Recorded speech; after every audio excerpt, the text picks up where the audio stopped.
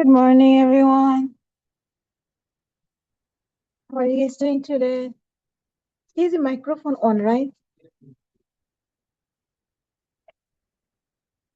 Hmm.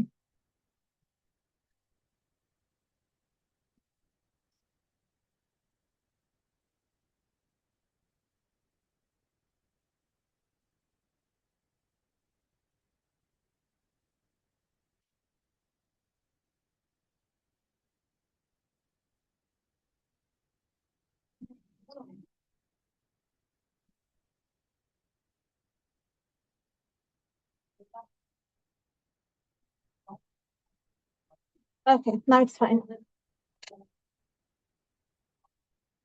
Okay, I'm still deciding should I give you the exam on Thursday or next week Monday? Thursday? Okay. It's chapter 4, but chapter 4 has lots of materials. If you look at the green examples, there's so many examples in chapter 4. Let's see. We have composition, two types of composition, and then what problem, and then chapter 5. Yeah, we'll be able to finish it today. You'll finish today? Chapter 4. Should we do like review all day tomorrow? Not possible. You have to finish chapter 5. You can't finish it on Monday?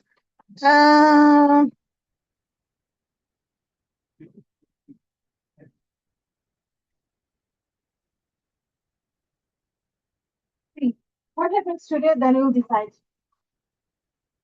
If we think we can able to finish everything next week, because I want to keep Tuesday and Wednesday, the review, the entire math review for final. So you'll see later what happens. Okay, so for now we are still in chapter 4 and we are doing inverse trig. So do you remember how do you find inverse trig? So original trig, the regular trig, takes an angle and gives us the ratio of the triangle. But what inverse does is?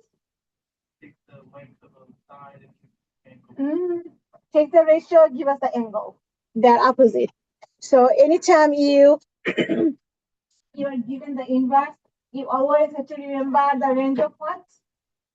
The range of the inverse function. Do you remember what's the range for sine and tangent inverse? The y-axis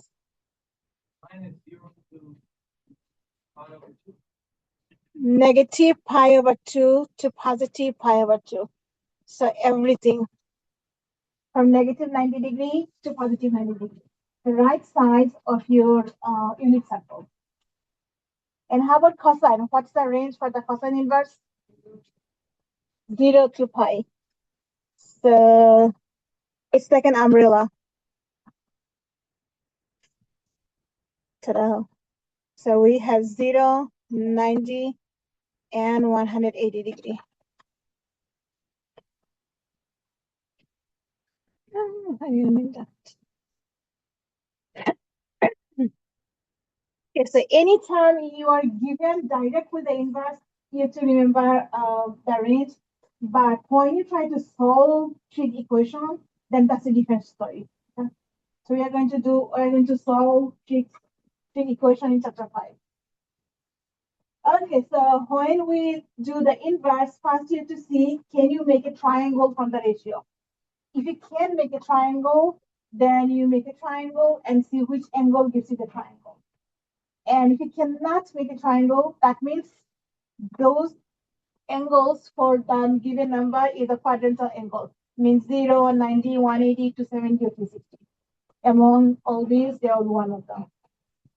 For example, here we have cosine of -1. Cosine is originally what over what? Adjacent over hypotenuse. So can you make a triangle where adjacent and hypotenuse is 1? Which triangle? 45 has adjacent and opposite.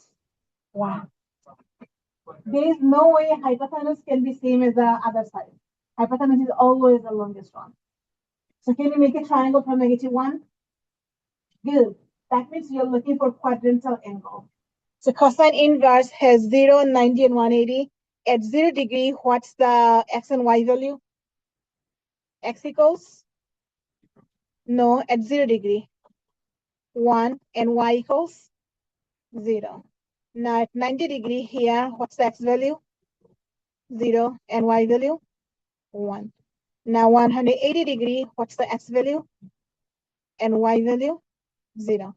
Now cos, is it x or y? X. So where in these three quadrantal angle, if x is -1? Q2, but which angle? 180. So our answer is pi, which is 180 degree. You hate this? Why? Okay, so step 1, can you make a triangle? If you can, then make a triangle and see which triangle you get, 30, 60, 90 or 45, 45, 90. Among your triangle will be only these two types for now. Now, if you cannot make a triangle, that means you have quadrantal angles. So look at your range. For sine changing, we have 90 degree, 0 degree, and positive 90 degree. These are the three quadrantal angles we have for sine and tangent. For cosine, we have 0, 90, and 180. These three quadrantal angles. Now, cos means x. Among these three quadrantal angles, which one has x -1? See, is it bad?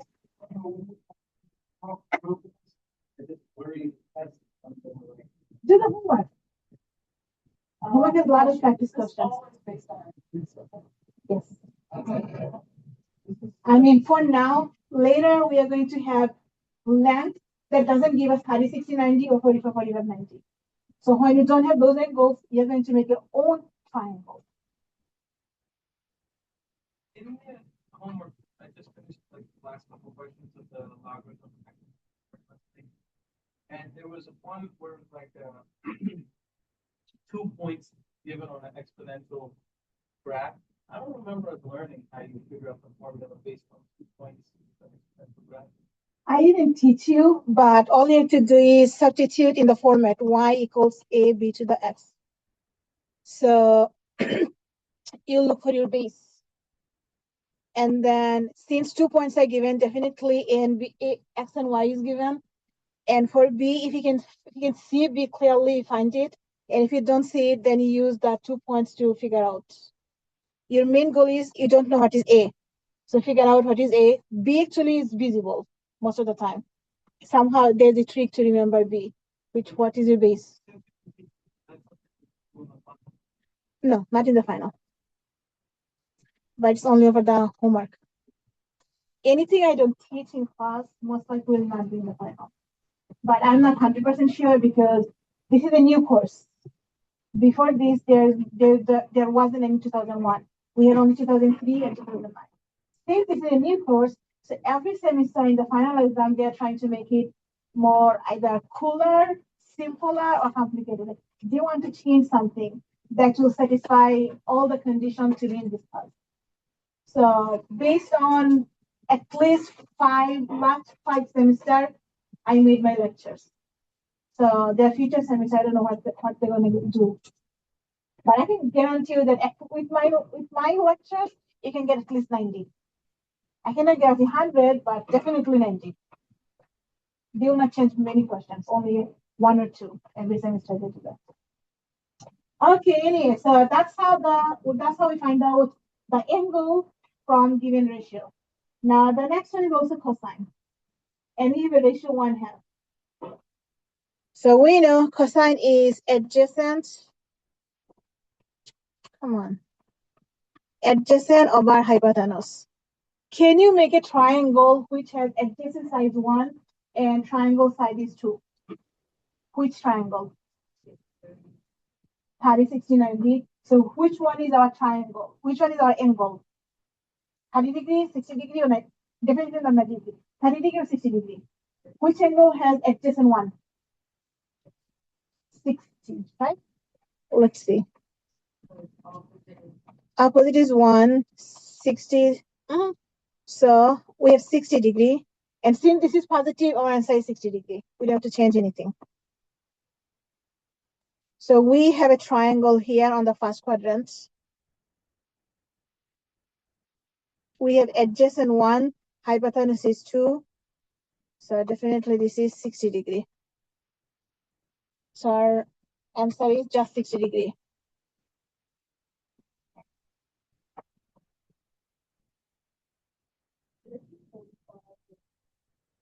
Forty-five has adjacent 1, but hypotenuse square root of 2. Oh.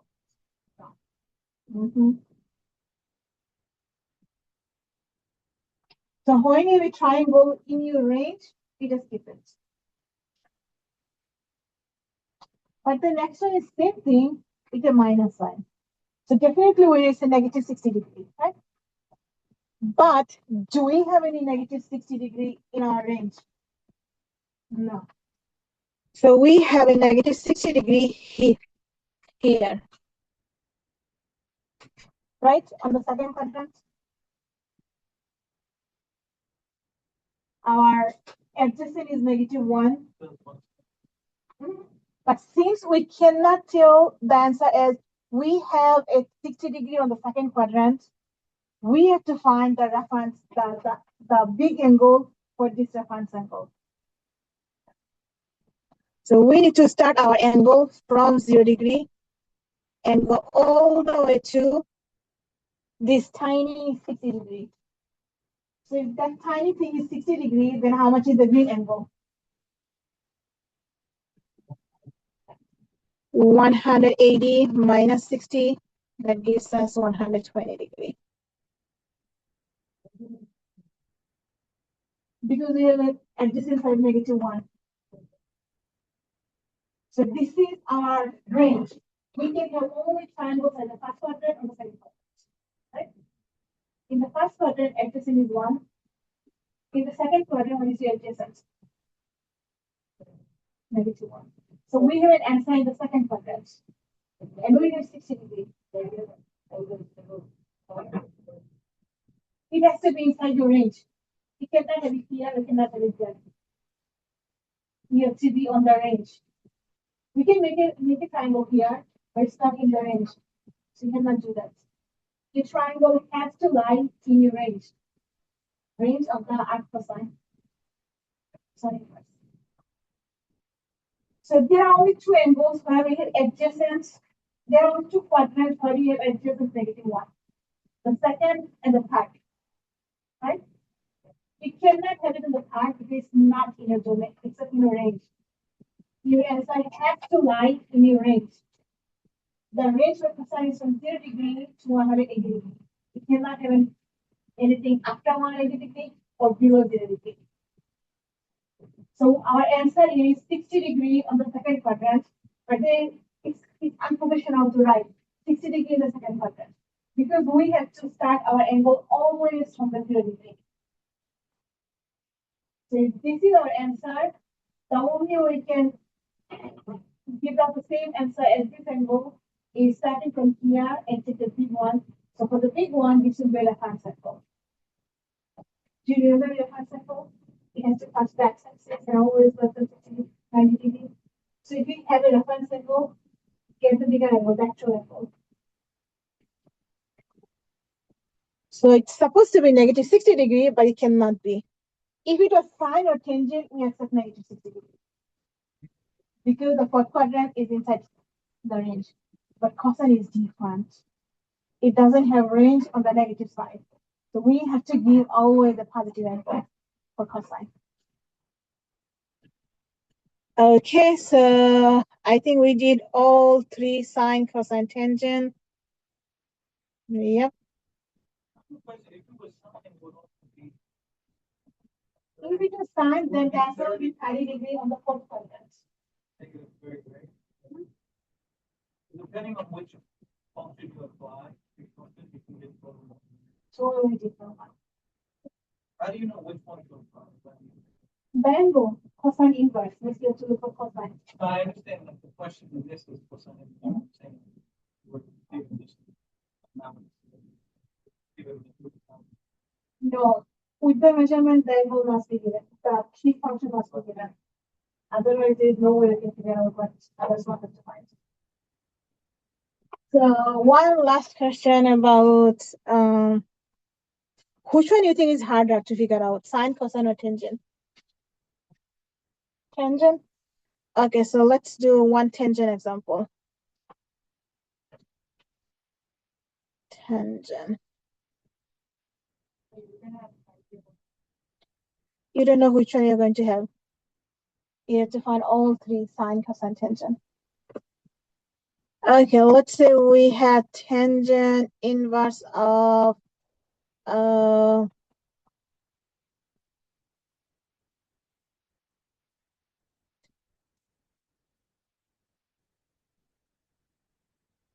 yeah, there is a good one.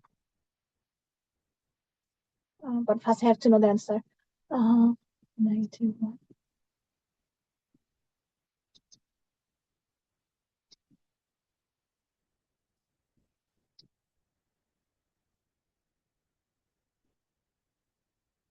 And then inverse.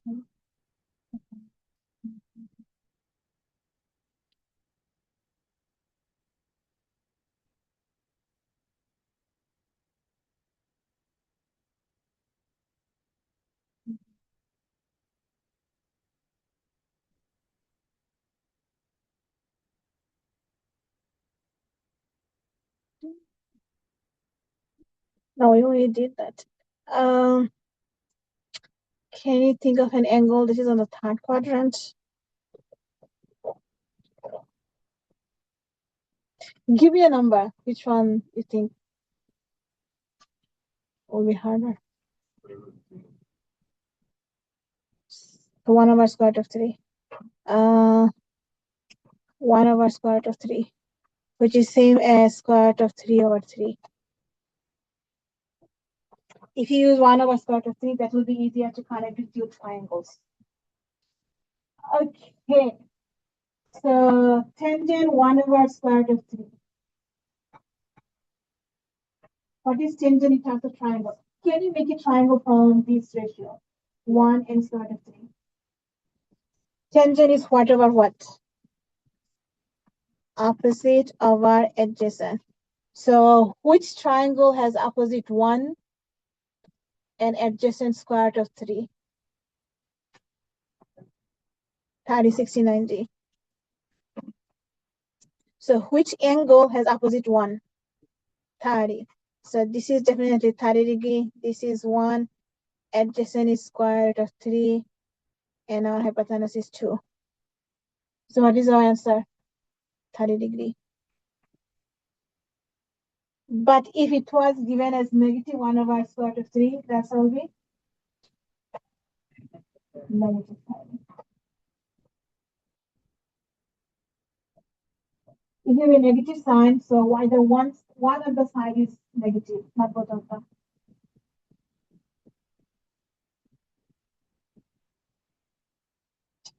Okay. Let's see. Okay, so you have to remember the range all the time.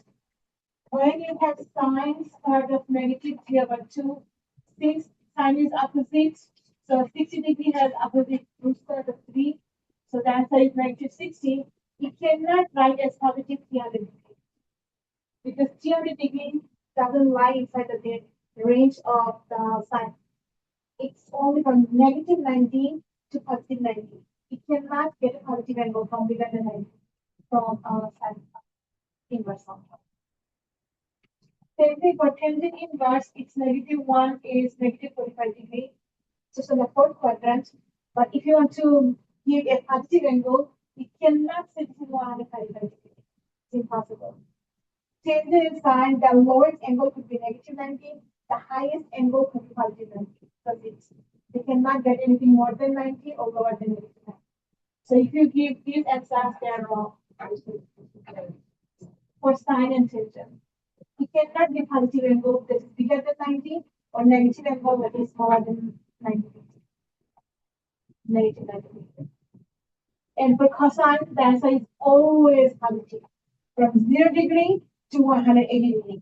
Cosine inverse cannot have a negative result, negative angle. So if you give negative 60 for negative 1/2, because 1/2 is negative 60 degrees. So if you're going to give negative 60 degrees, the answer is wrong. Why? Because cosine inverse cannot have a negative angle. So you always have to remember, when you are straight, when you are directly finding the angle from the inverse function, then you have a limited number of choices. But the case will be different. For example, if someone asks you sine of an angle is 1/2. That time you do not have to worry about the inverse function. You don't have to solve this, you have to take inverse of both sides, right? Sine inverse. We apply sine inverse of both sides, so they cancel out, and we get angle equals sine inverse of 1/2. Now for this scenario, our answer has unlimited options. Why? Because sine is a PRG graph. It has so many solutions, so many angles with 1/2 ratio. Okay, so this has so many choices, but when you're directly given the inverse and trying to evaluate what angle you have from this ratio, you have a limited choice. For example, square root of 16 is only positive 4 because you know 16 is positive. But if someone asks you which number when you square it turns into 16. Now what's the answer? Say negative 4 and positive 4, two choices. Same scenario is here. When you don't know something, you have so many choices. But when you already know something, you know only limited number of choices. Okay, so some question from the homework. Use inverse trig function to find out the angle in terms of x. So we are given the angle theta here. This is our x and this is our 9. Basically, they're asking which trig function will help us solve this triangle. Basically, which trig function has opposite and adjacent? 10. So tangent angle is opposite over adjacent. We don't have to solve it, but they just want to know which trig function is helpful to solve which scenario.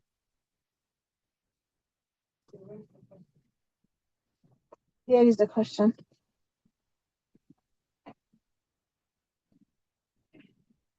And then it says use inverse trig. So our angle will be tangent inverse of x over 9.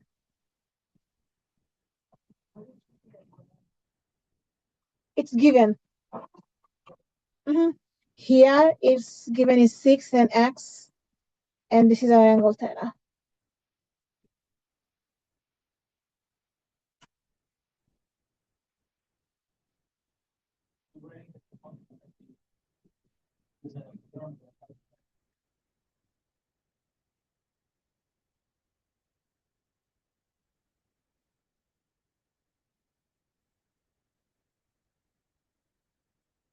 So what do you think about the second triangle? Cosine, good. We have cosine of the angle is adjacent over, so this is our adjacent and this is our hypotenuse. Cosine is adjacent over hypotenuse. So to figure out the angle, we're going to take cosine inverse of 6 over x.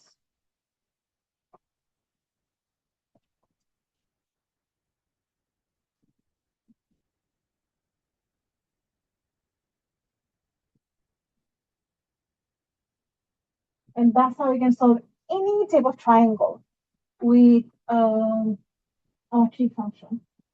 We don't have to rely on 30, 60, 90 or 45, 45, 90 all the time. So here in this scenario, one of them will be given.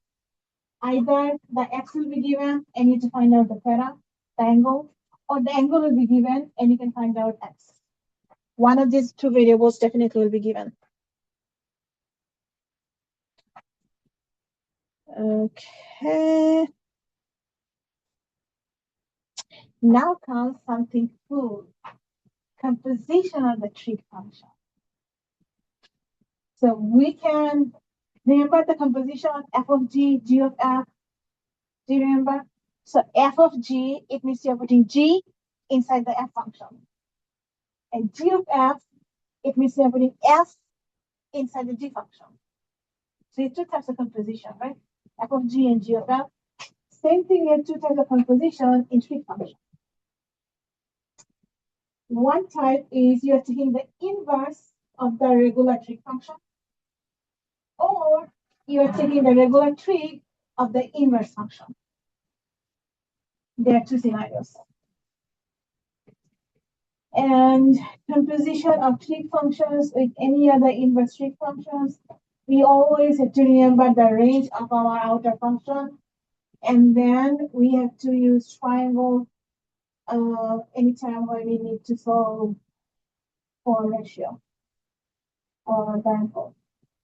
So when you cannot make 30, 60, 90, you have to make a triangle. And then you figure out, that's the way we did the last two examples. Make a triangle and then figure out what we're looking for.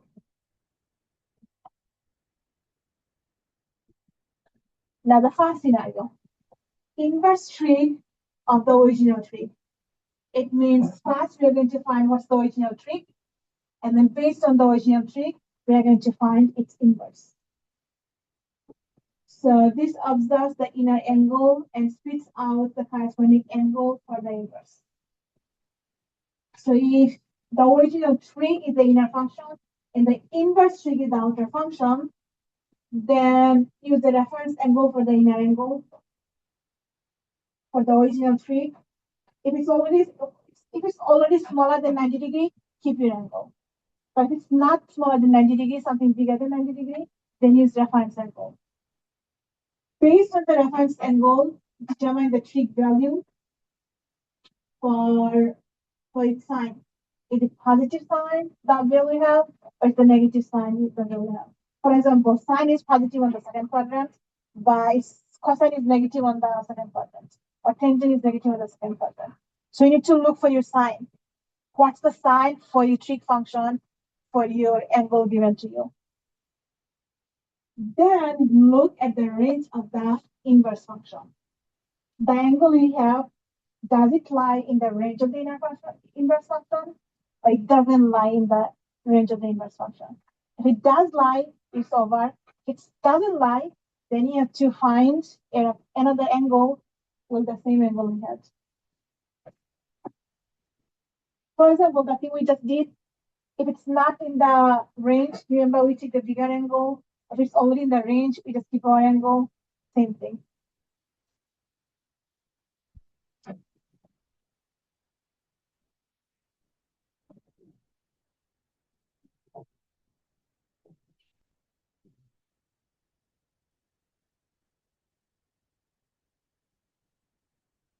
Can I flip? Okay. For example, sine inverse of the sine 150 degree. Now 150 degree lies on the second quadrant. From here, let me take a look. From here to here, we have 180 degree, 150 degree. Now in 150 degree, which is in the second quadrant, what's the sign for sine? Like, is it plus or minus? Sine is positive or negative on the second quadrant?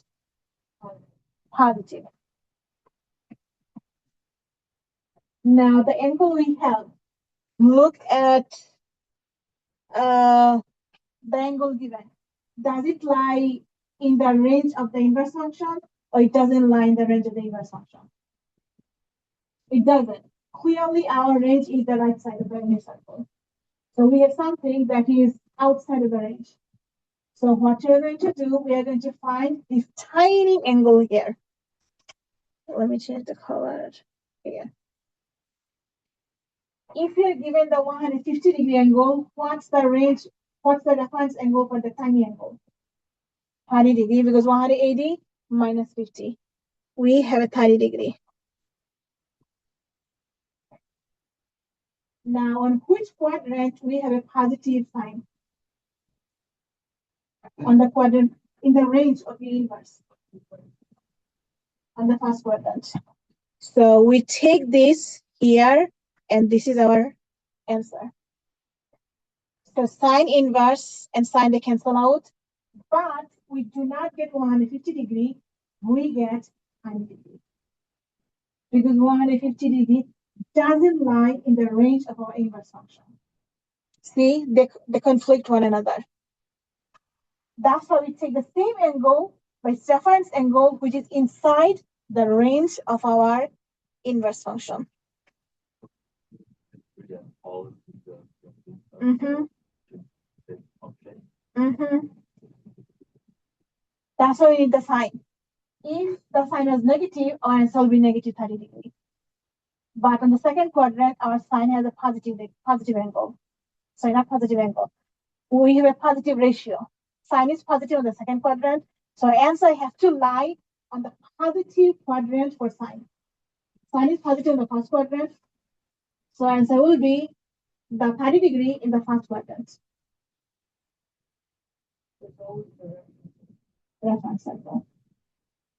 If you have the same trig function, like sine inverse and sine have the same thing, you don't worry about anything else, just the reference circle. And positive and negative, two things.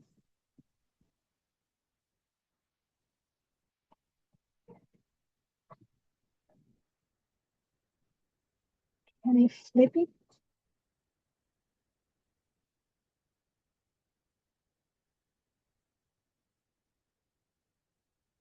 Now, tangent 150.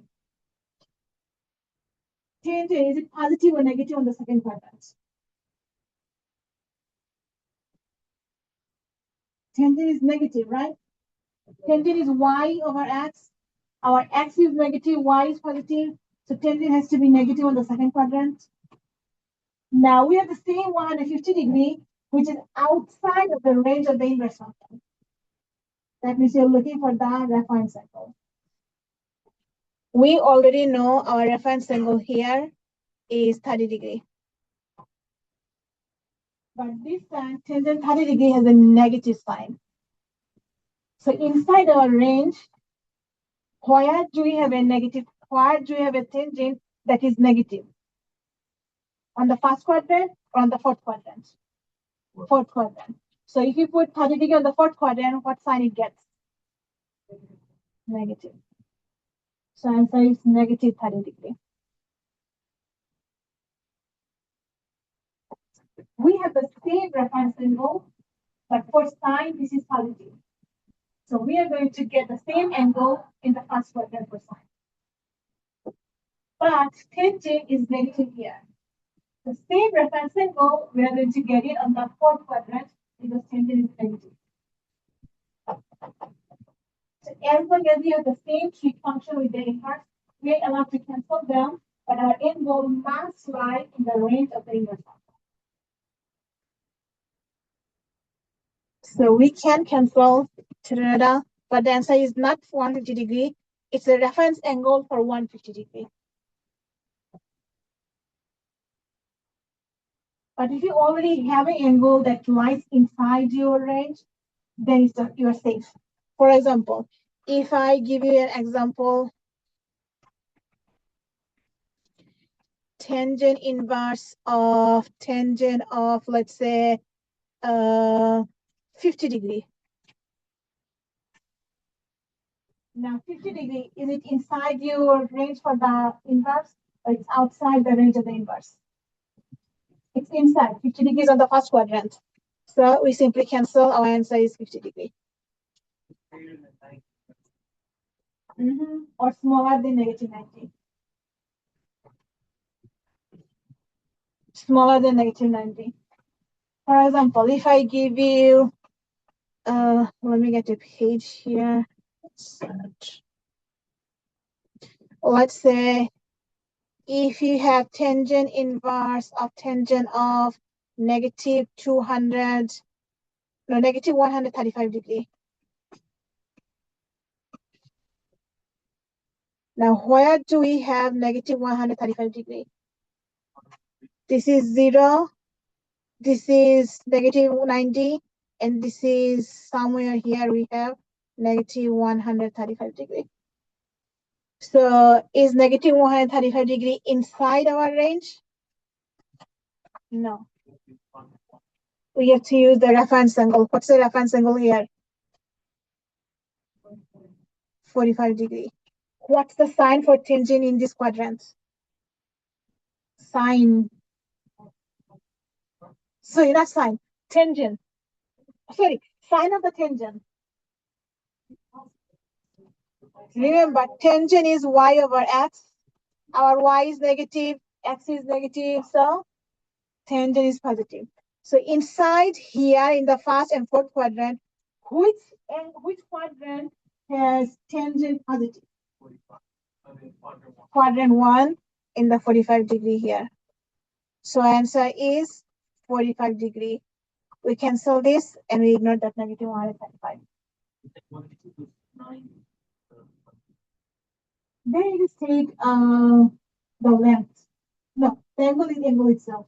For example, tangent inverse of tangent 90 degree. Oh, tangent cannot have any 90 degree. 90 degree, the inverse doesn't exist in the 90 degree. Remember the shape for the tangent inverse? It lies from negative 90 degree to positive 90 degree. So the answer will be doesn't exist, I believe. Sine can take 90 degree, but tangent inverse cannot take 90 degree. We have a vertical asymptote for tangent inverse. But let me make sure. I don't want to give you wrong information. Tangent inverse of tangent.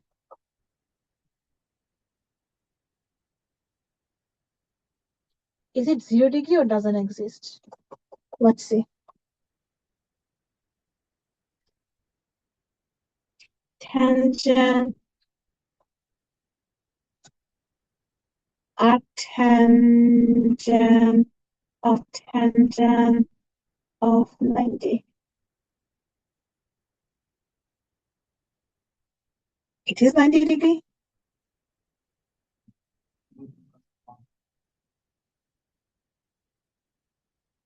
Oh, the solution is undefined. Yeah, it doesn't exist.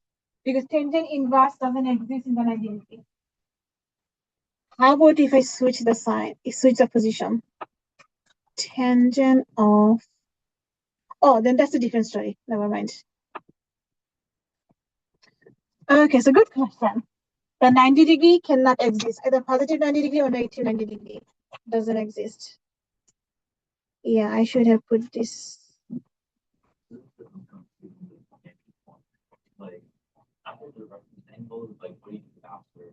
You look for the same reference angle with the same sign inside your range.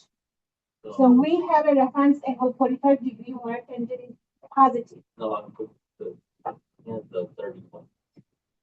The 31 we can have find the reference. What? Or here? Okay. So we have a reference angle 90 degree in the second quadrant. In the second quadrant, is tangent positive or negative? Negative. So inside your range, which one do you have a negative angle? Negative tangent. So your angle is negative. Okay, now cosine 150 degree. Is 150 degree inside the range of the inverse cosine? It's outside of the range. Inside. So life is simple. It cancels. The answer is 150.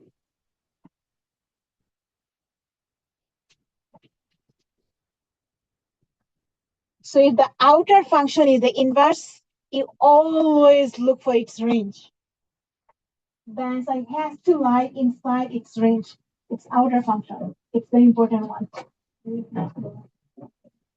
If it's not, then we make the reference angle. See here, the last example we did. The outer function doesn't have, for tangent, it doesn't have 150 degree. So we found the reference angle with the same sign inside the range of the inverse term. Okay. The cosine inverse of cosine of negative 150. Now, negative 150 means you're going to start from here and go here, right? Does it lie inside the range for the? No. That means you need a reference angle. Anytime you don't have the angle inside, your hope is reference angle. What's the reference angle here? 30 degree. And what's the sign for cosine here? Cosine is negative. So inside your range, where do you have cosine negative? Quadrant 2, somewhere here. So if this is a 30 degree, what's the answer? You have a negative 30 degree on the second quadrant, but you cannot say that. Your angle has to start from the x-axis, and you have to take the bigger one.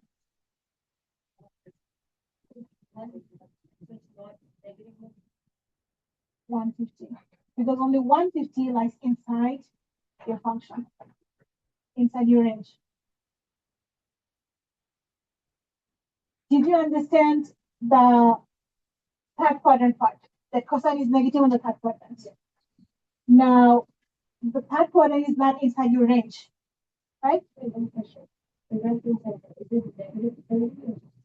Cosine is negative, right? So you have a 30 degree with negative length of your triangle, right? The angle is not negative itself. The angle is, remember, reference angle is always positive. Yeah. Remember? But the length determines the position of the angle. If the angle lies on the negative side, then the angle is negative. Otherwise, positive. So we have a 30 degree with a negative length. Means cosine is negative somewhere. Now, inside the range, we have only first quadrant and second quadrant. In which quadrant cosine is negative? Second quadrant.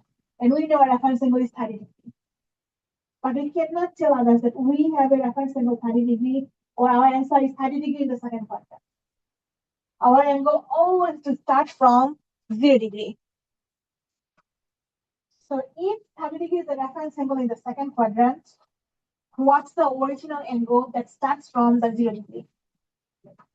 150.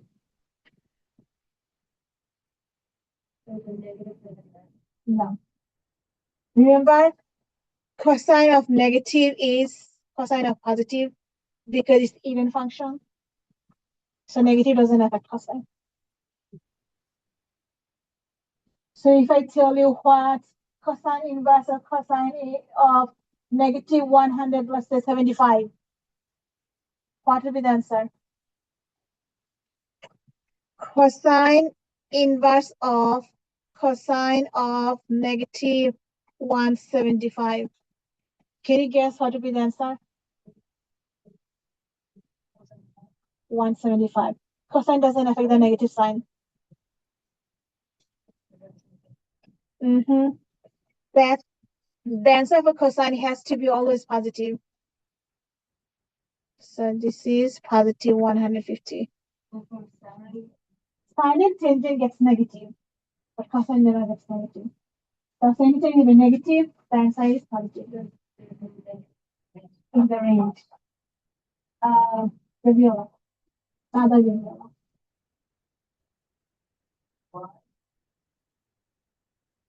Also, negative sign. Or cosine. That doesn't affect. Positive one. Exactly. With cosine, your life is simple. If you're given a negative angle, the answer is positive angle. For example, if they give you negative 30 degree, the answer will be positive 30 degree. Because on the fourth quadrant, our cosine is positive. And also in the first quadrant, cosine is positive. It just reflects Positive angle. So it's, positive. unless it's bigger than 180, right? Bigger than 180. Like they say cosine inverse. Exactly. If it's bigger than 180, then you have to reflect and then make a smaller one. Sure, we can try. I actually have so many examples here. So let's do this. So many examples outside of our range. The first one, sine inverse of sine 45 degree. 50, 45. 45 degree, because this is already inside our range for sine. So they cancel out. Our answer is 45 degree. If your angle is less than 90 degree, the answer is itself. Now let's see the second scenario. Sine 210 degree. So this is 180 and 210 is somewhere here. This whole thing is 210 degree. Since it's not inside our range, so we need to know this reference angle. How much is the reference angle? For now, it's 180, no, 180, 210 minus 180, 30 degree. So it's 30 degree, but you need to know the sign. So is sign positive or negative on the second quadrant? Negative. So our sign is negative on quadrant 4. We are going to reflect this here. So what will be our answer? Negative 30 degree.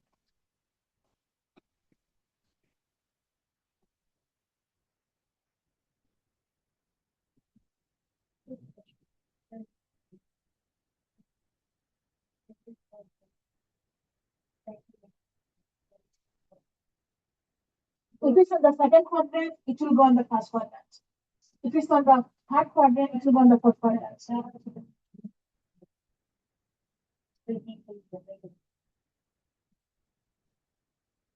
Sign is negative on the second quadrant, right? And between first and fourth quadrant, where the sign is negative? Fourth quadrant. So for a negative sign in the fourth quadrant, what's the angle? I get that.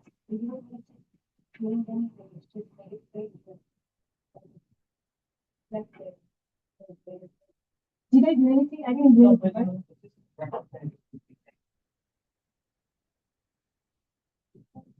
So you first find the reference angle. It doesn't have any sign.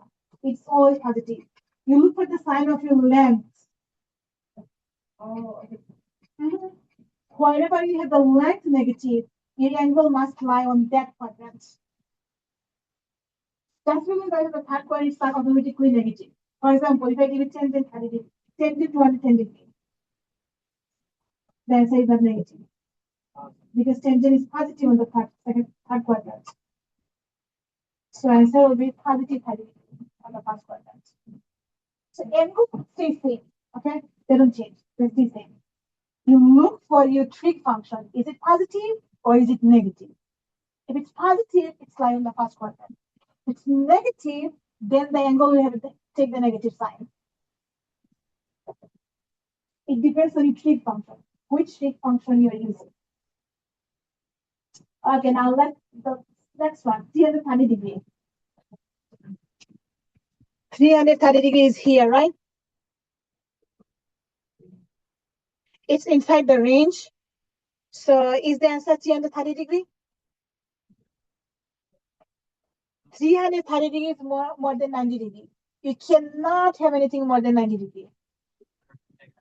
So you have to take the reference angle.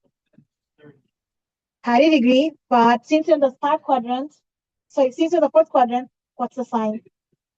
Negative. So negative 30 degree.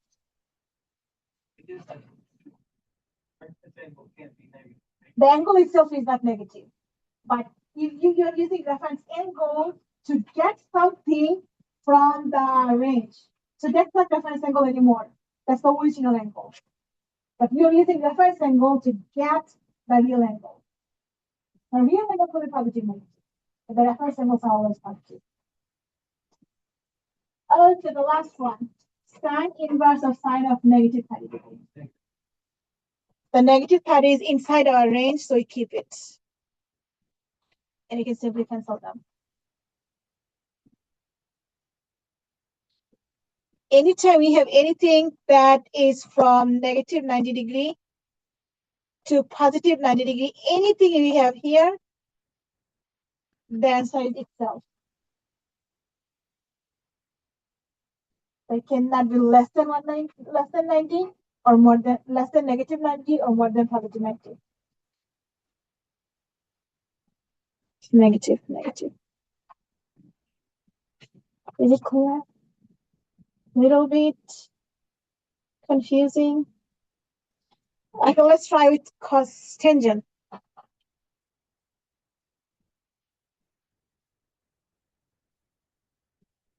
Same thing, but tangent has a different sign than sine, right? The first one is 45 because we still have something that is less than 90 degrees. So we keep our 45.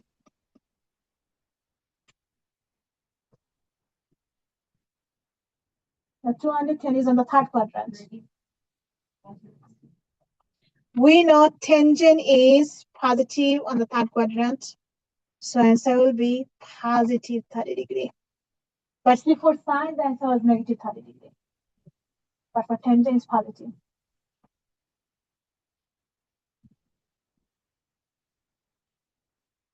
How about the third one? Tangent is negative on the third one, on the fourth quadrant. So answer is negative.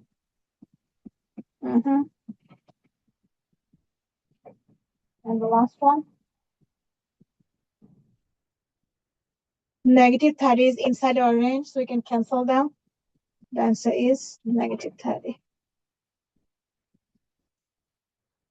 So when our angle lies within our range, we cancel them. If it doesn't lie within the range, we cannot cancel them. We just use the reference angle to shift our angle from there to something inside the range. How about cosine? What happens when you have cosine? First one stays same because it's less than 90 degree. 45.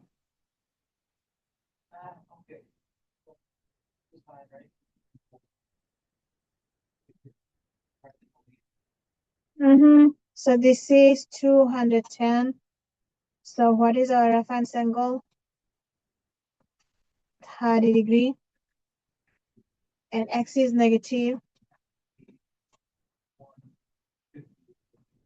So you took it here and we get 30 degree. But we cannot give an angle that is on the second quadrant. We have to start our angle from the first quadrant and give them this bigger one.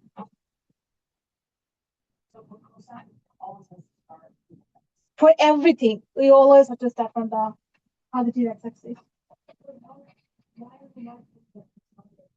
We did that.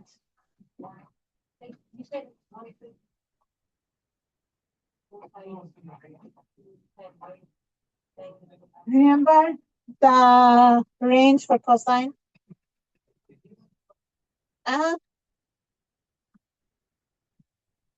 Now, that quadrant has negative cosine. Between 1 and 2, which quadrant has negative cosine? 2. So you reflect on the second quadrant. When you reflect on the second quadrant, the angle you got 30 degree, does it start from the 0 degree or does it start from the negative x-axis? We cannot have our original angle start from anywhere else besides 0 degree. We did that. Observe here. We have 210 degree here, right? And we said this is our reference angle 30 degree, right? And for tangent, this is positive. So we put it here. You see, we use the positive x-axis And this is our angle 30 degree here. That's our result. You always have to start your angle from 0 degree. Only reference angle doesn't follow that. But for original angle, we have to start from 0 degree. So for cosine, we cannot start from the negative side because that's the reference angle. So we want an angle that starts from the 0 degree and goes all the way to the reference angle. Now, how about 330 degree? It's somewhere here. Really? What's the reference angle here? It's 30 degree. And what's the position for cosine on the fourth quadrant? Positive. Since cosine is positive on the fourth quadrant, so our answer will be 30 degree on the first quadrant. So this is 30 degree. This is 150 degree.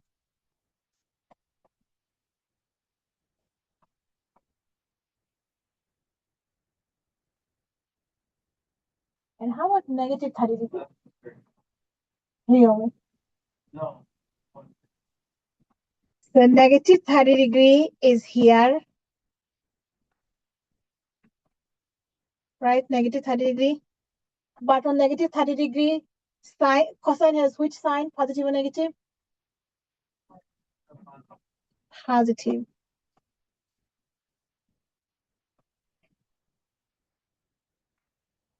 Cosine is positive. So the answer will be positive 30. Yeah.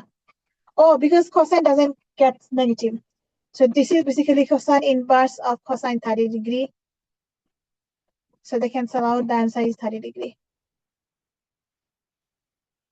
The negative doesn't affect cosine. So it's not 150, it's 30 degree positive. So we reflect it here. 30 degree. Is it confusing? A little bit. Always draw it. Like the idea, draw the given angle and then reflect that on your range. So this happens when you have the same Trig function with its inverse. But there is also another scenario. So do I get everything correct? 45, negative 30, negative 30, negative 30. Let's see, 45, negative, negative, negative, perfect. And then 45, 30, negative, negative. 45, 30, negative, negative, yep. And then 45, 150, 30, 30. Yay, we got it. Okay, so there's a different story. When you have a different Trig function, they're composing. If you have different Trig function in composition, and you start with the inverse function first, then first you need to evaluate your inner function. And then based on that, you're going to find your outer function. Find the angle of the range of the outer inverse function that has the same value. For example, cosine inverse of sine 330. Now we have two different functions. Cosine inverse is composing with sine 330. So you're going to start from the inner function. How much is sine 330? So you draw 330 here. And we know this is our reference angle. Oh, come on.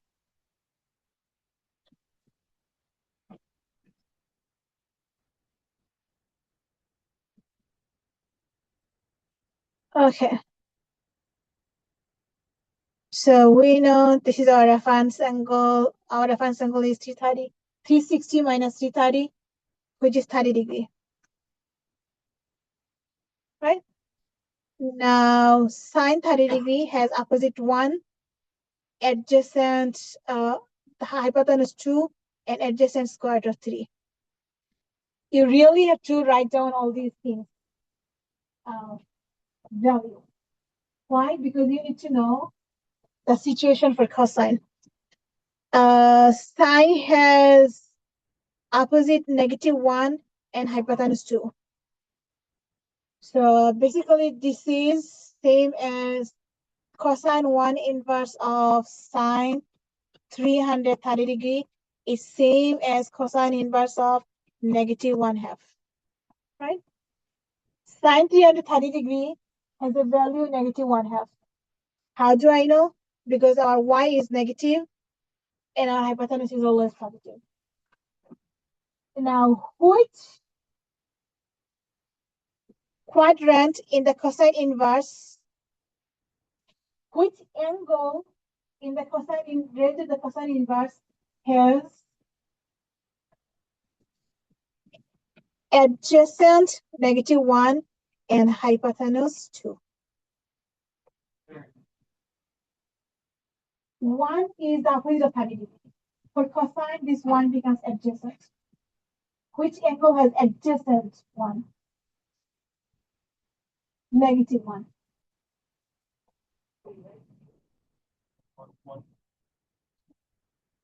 For sine, adjacent is -1, hypotenuse is 2. So where should be our angle? The first quadrant or the second quadrant? Second quadrant. So draw your triangle in the second quadrant.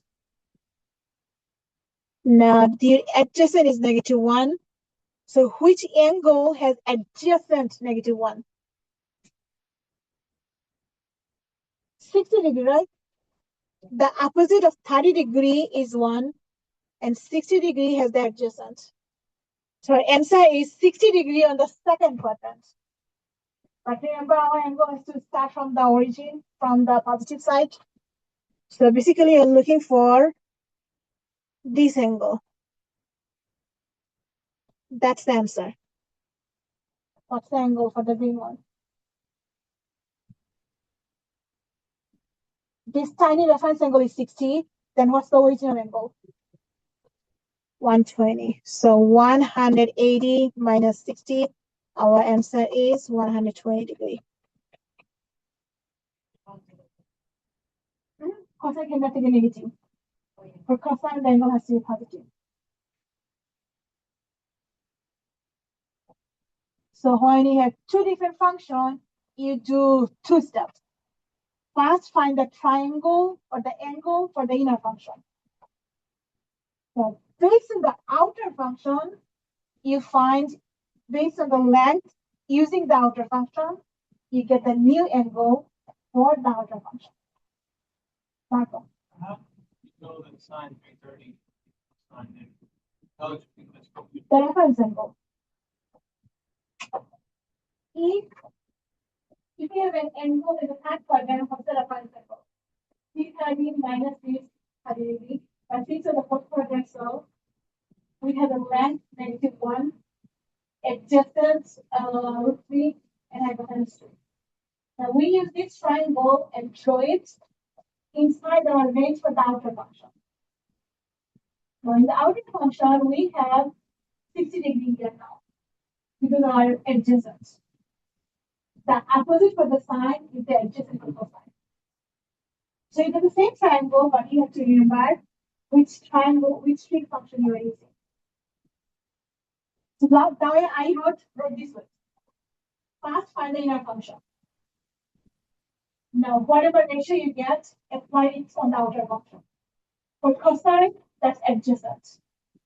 So which angle has adjacent -1 inside your range? So just solve the then inverse. Apply the ratio goes to the inverse function. So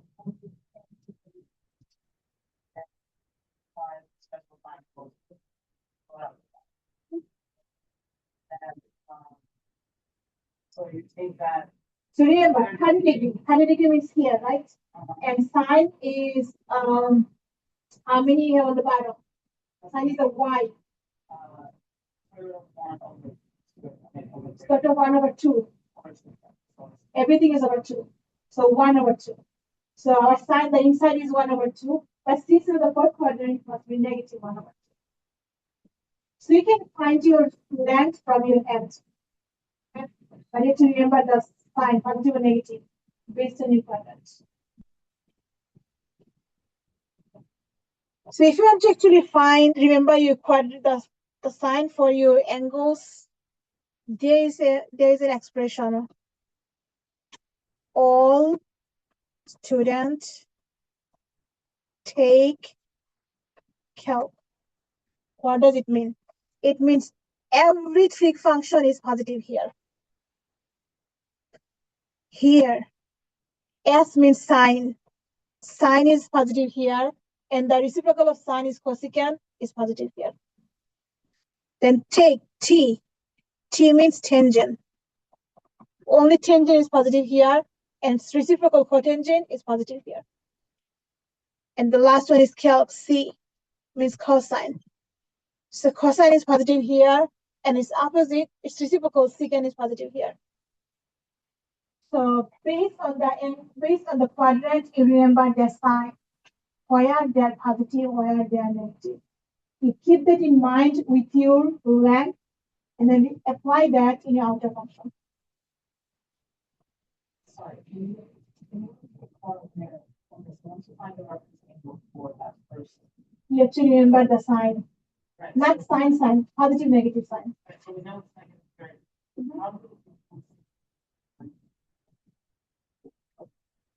So we have 30 degrees opposite negative 1. Now, when we put it, let me just take it. We have sine of 330 degree is same as negative 1/2. Right? Now, our outer function is cosine inverse. Now, this negative 1/2, when it goes to cosine, what this length become? Is it adjacent, hypotenuse, or opposite for cosine function? Adjacent. Now, which angle for cosine has adjacent? Negative 1. 60 degree on the second quadrant. But we cannot tell our answer is 60 degree on the second quadrant, because our answer has to start, our angle has to start from the center, from the 0 degree. So if you start from here, the angle you're looking for supposed to end at the reference angle, at the edge of the reference angle. So how much is the angle from 0 degree to the one side of the reference angle? So you have 60 degree here, 180 degree here. So 180 minus 60, how much you get?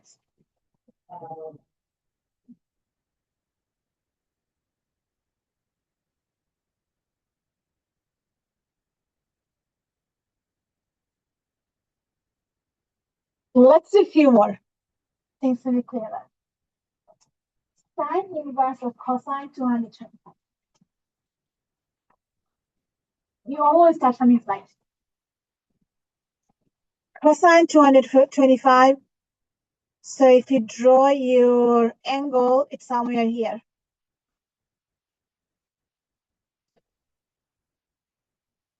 So we have sine inverse. Now, what is our reference angle here? 45. So 225 minus 180, that gives us 45. So we have a 45 degree here. Now look for the positive or negative for cosine in the second quadrant. Is cosine positive or negative in the third quadrant? Sorry, not second. Negative. So we have negative 1, negative 1, and we have root 2. So our cosine is adjacent, right, over hypotenuse, negative 1 over square root of 2.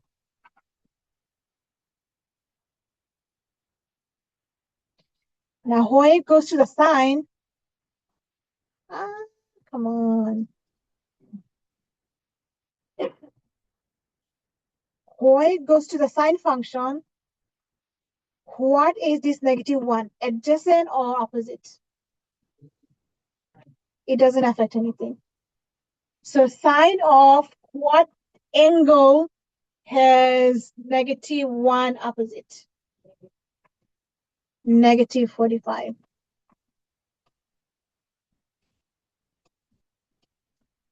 So answer is -45 degree.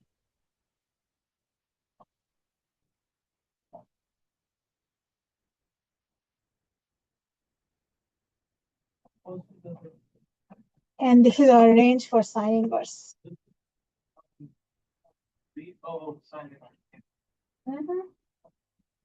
Our angle has to lie inside our outer range.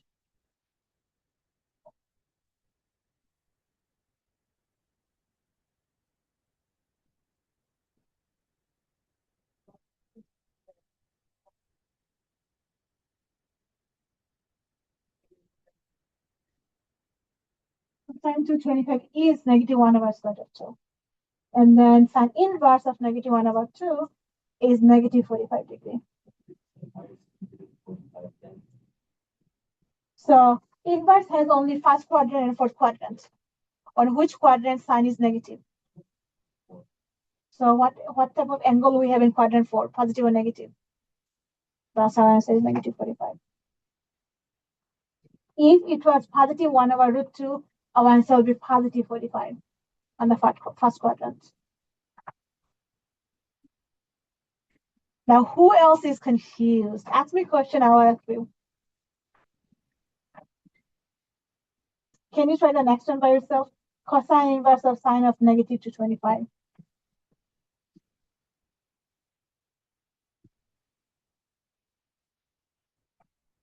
Cosine inverse of sine of -225.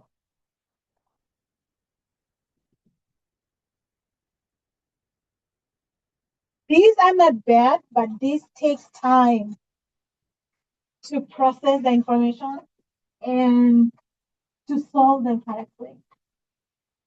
To be honest, when I learned it, I hated them because I wasn't able to understand anything. But then I studied a lot, and then eventually I figured out. Wow. Okay, let's see. Rizia is here. Hector G is here. Marco is here. Joanna absent. Gabriela M is here. Neva absent. Hector B is absent. Faria absent. Arif here. Malvina here. Gabriela here. Mia here. Diego absent. Tristan here. Tristan here, right? I saw you. Yeah. Prabsat here. Rachel here. Julia here. Fabia here. Angela absent. Isabella absent. Steven here. Brian here. Sihan absent. Kimberly here.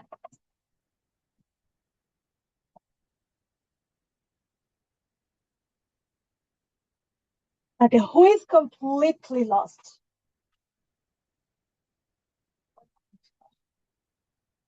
Okay, so let me get a page.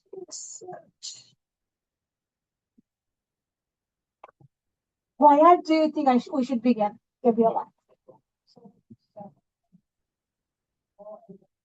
So where do we get -225? Where is -225 degree?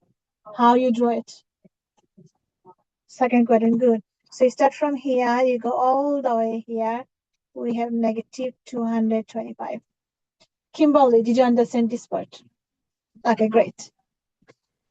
So since it's an angle more than 90 degree, we need to know its reference angle. What's the reference angle?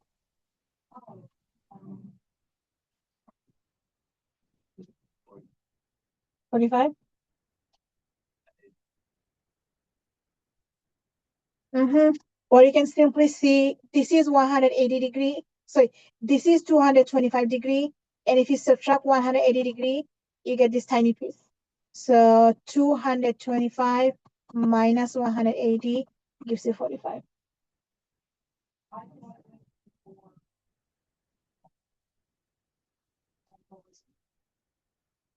It is on the top here.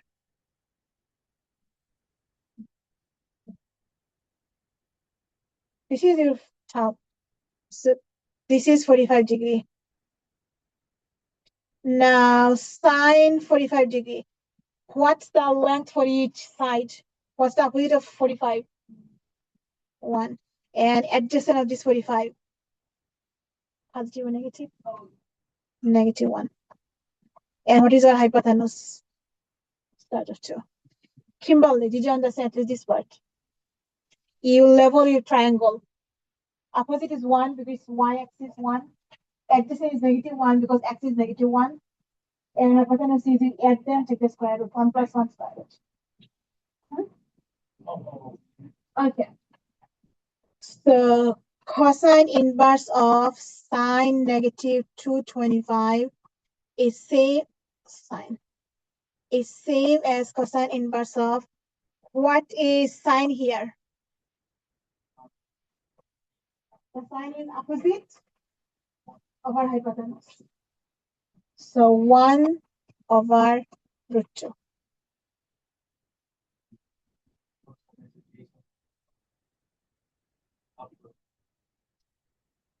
So for cosine, it becomes adjacent. And since it's positive, we have cosine inverse range is on the upper side.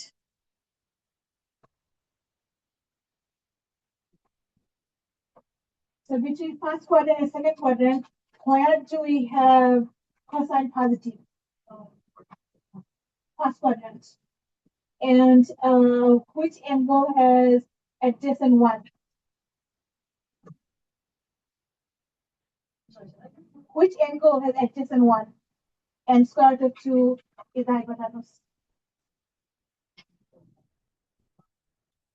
45 degree has adjacent 1 and hypotenuse is square root of 2.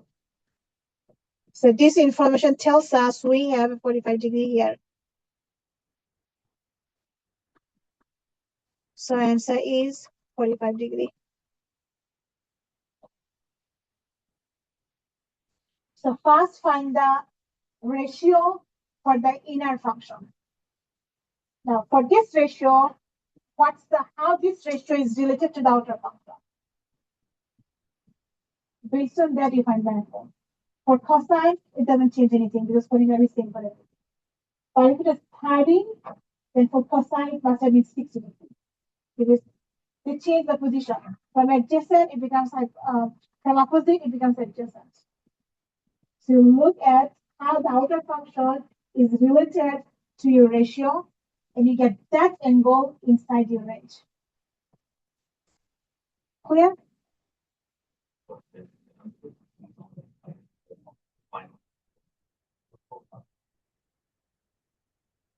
Finding the final angle. Yeah, I think that's last angle. Like inverse of cosine of 1 over 2. So which angle has opposite 1, adjacent 1, hypotenuse root 2? Which angle has adjacent 1 and hypotenuse square root of 2?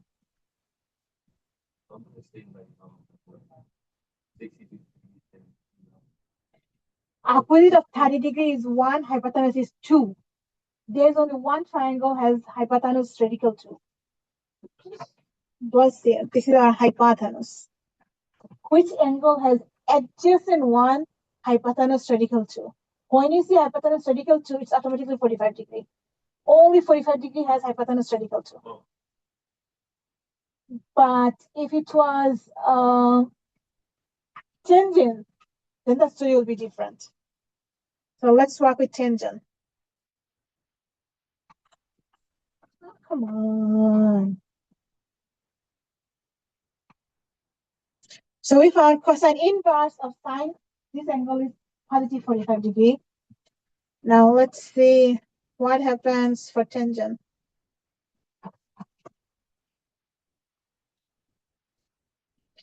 If I give you find tangent inverse of sine of negative 225 degree. The inside is same.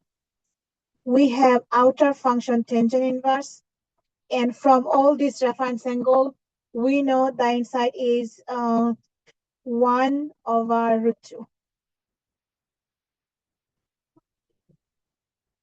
And we found from here, this is 45 degree in quadrant 2.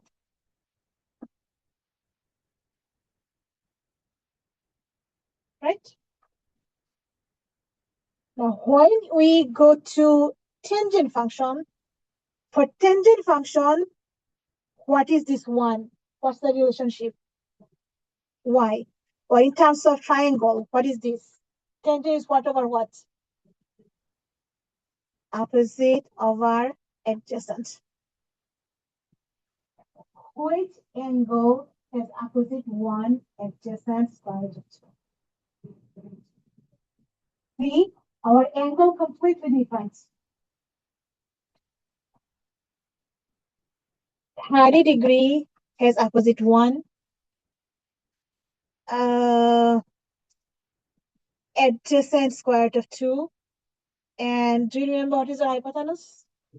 Isn't it 1 square root? 1 square root of 3. 3. So can you find an angle that has 1 square root of 2? Opposite of our adjacent? No, we cannot. DNA, or we get something different? Tangent inverse of 1 over root 2. Let's see. Arctangent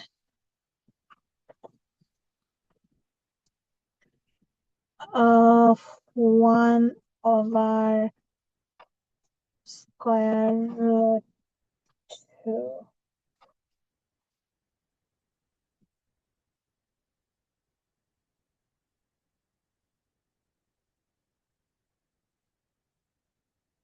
Sine or cosine exist. Oh, we don't have anything from 30, 60, 90. So we need a calculator to find that out. It's 35 degrees, 35.26. Oh, we don't worry about that. It does exist, but we just don't know how to find it. Interesting. So see, that's the story. For cosine, we can find it, but for tangent, we cannot find it. So use calculator. Because the triangle doesn't exist. I mean, the 30, 60, 90, 45, 45, 90 doesn't exist for this scenario. Tangent cosine, they don't require 90 degrees, a right triangle. Huh? Tangent side, like, it's not required. No, it's not required. Right. Those are just for convenience, we use them. Besides them, we can use, we have all the angles, like 1 to 1 angle, 2 angle, 3 angle, 3 degree, 4 degree, 5 degree. We have all of these, but when you have 45 degree, that's a convenient angle. When you have 30 degree, that's a convenient angle. So for convenient angle, we use our 2 special triangles for our hands. And for every other thing besides this, calculator. That's our hope. Okay, so let's see, am I right? 1 over square root of 2. No, what's the answer?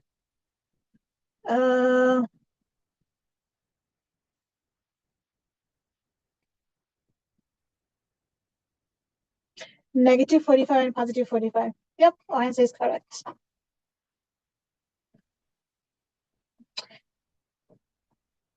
Okay, so that is harder, right?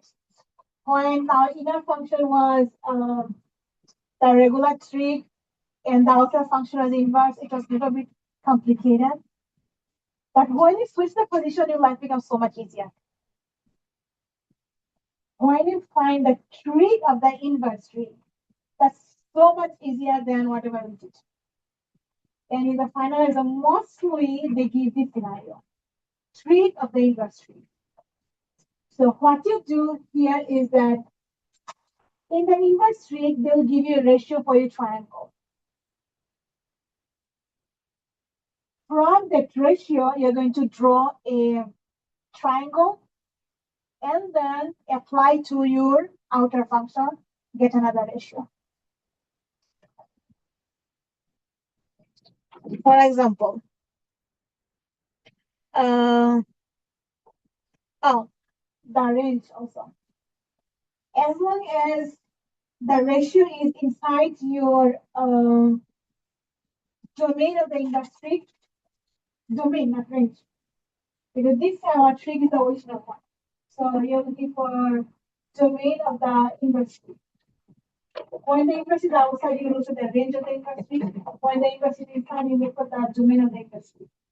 So as long as this ratio is inside the range, so the domain, then they cancel out the answer is the ratio itself. And do you remember the domain for inverse? -1 to +1 for sine and cosine. And for tangent, it's everything in negative. So as long as these ratios are inside your 1 or -1, the answer is itself. So we can ignore this, we will not going to use them. For sine cosine tangent, if this ratio is like between -1 and +1, we just cancel the angles and then say the ratio. For tangent, it doesn't matter, it's everything.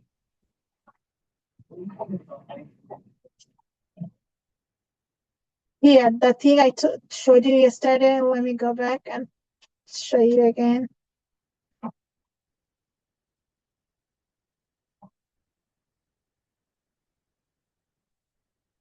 See? Domain for the inverse function is -1 to 1 for sine and cosine. And the domain for inverse is internal line, negative to +2. So as long as the ratio you have the line in your domain for the inverse function, then it's equal. But usually you're not going to get them. Okay? So forget about that. Now, what actually you're going to see in the exam is this. Something different. For example, here, cosine of tangent inverse of square root of 3. Now, square root of 3 is only one number, but we need a ratio over 1.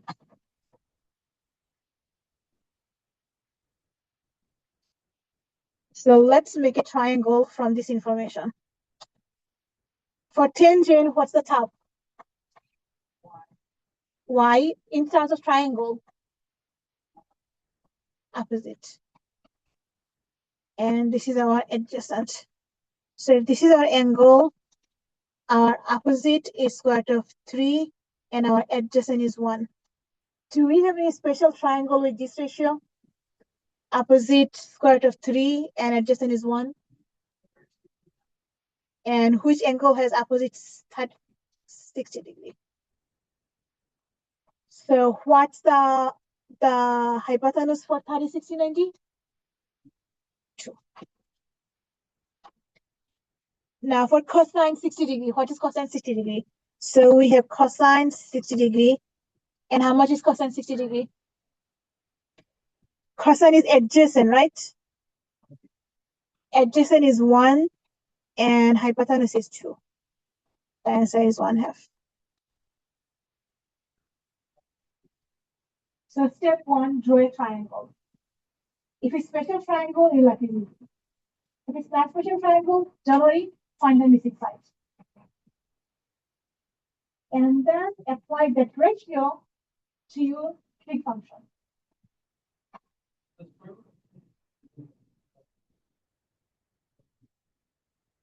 It's not. It's 1 point something. That's why we could not cancel them. Oh, we can only cancel them out there if you have the same number, if you have the same trig function. First you will have different trig, we can never cancel them. So the domain doesn't matter. How did you get my mind? Step one, look at the ratio. The ratio is 3, so we need a number below that which is a ratio. Then look at the outer function, the tangent, the ratio. For tangent, what's the ratio? The top is, bottom is. So make a triangle from this information. We have an angle, opposite is 3, and adjacent is 1. Find the missing side. It's a special triangle, so we know the missing side is 2. So our triangle is complete. Now we go here, cosine. We already know this angle is 60 degrees. It is a special angle. So cosine 60 degrees. What is cosine 60 degrees? Adjacent over x. Cos means x. So you have 1 above over 2. Cos x means above, y means below. Do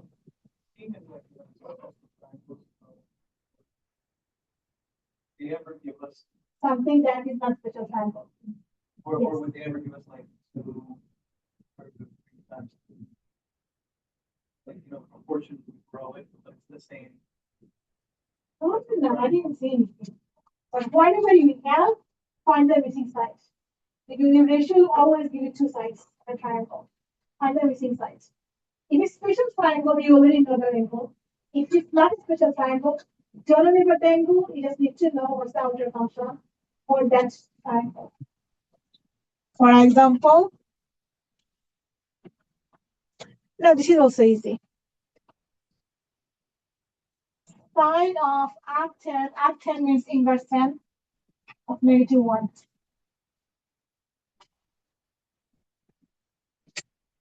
So make a ratio.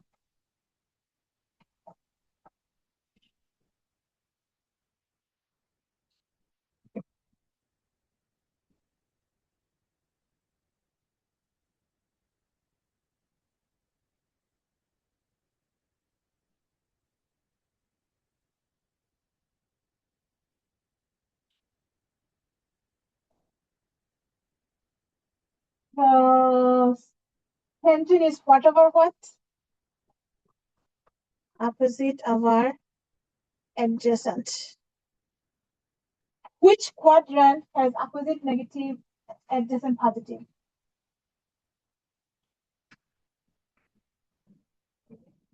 Or one side is positive, one side is negative.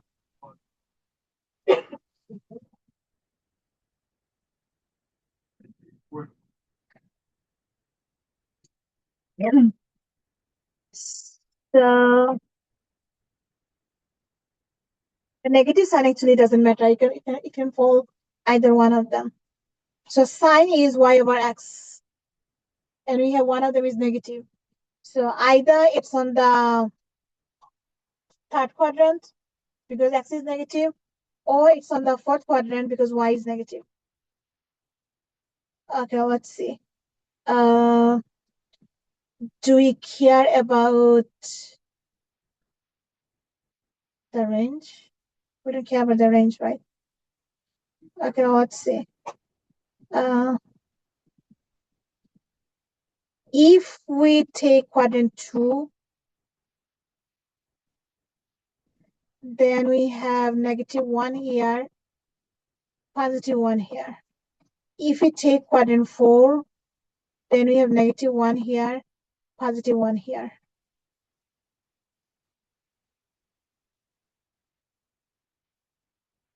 Which angle, do we have any special triangle with opposite 1, adjacent 1? 45. So this is 45 and this is -45. So we have sine of -45 degree.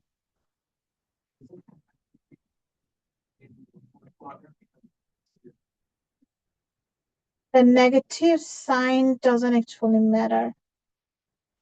It can fall in one of them.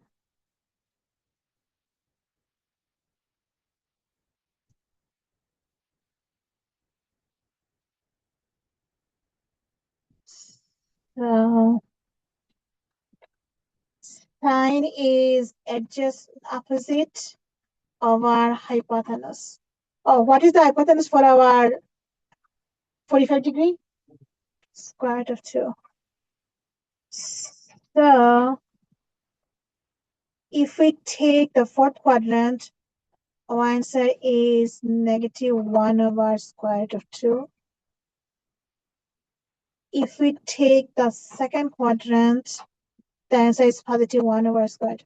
We definitely need to for the range. So let's see what's the answer I have. Oh, that has to be. The tangent range. So the correct choice is the fourth one. This is wrong. So answer is -1 over √2, not the positive. For the inverse, will the angle must lie inside your range for the inverse? Otherwise, it doesn't make sense. We have two choices.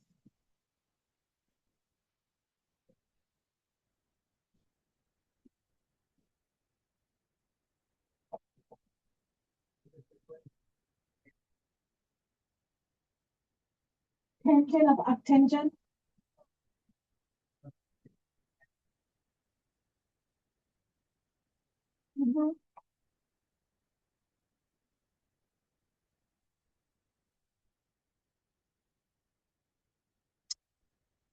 Okay, would you like to try them alone, or would you like to go over them together?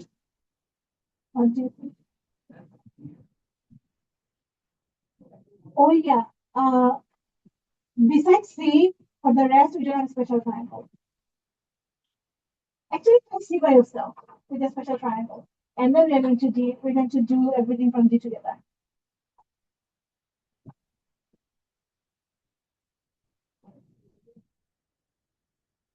I tried so hard to complete grading everything, but I wasn't able to do that. I graded only, was it 2/3? I still have 1/3 to grade. Tomorrow, inshallah.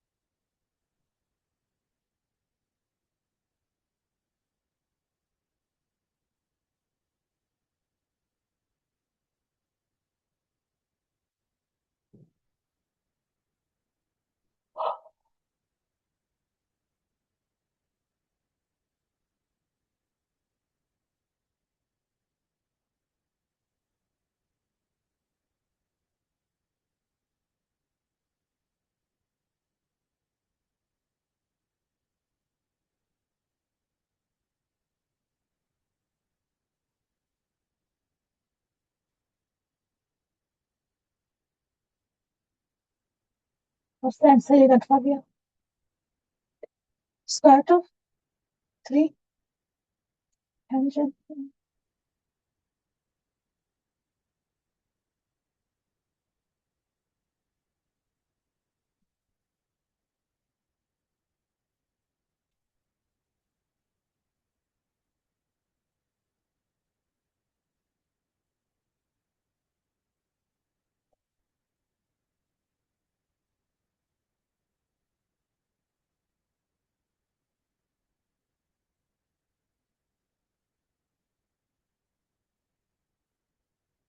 Ready?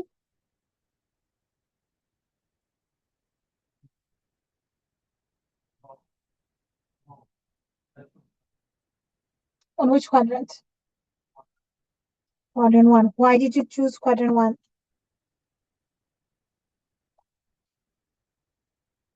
So it has to be in quadrant 1. And for sine, what is square root of 3? Opposite and hypotenuse.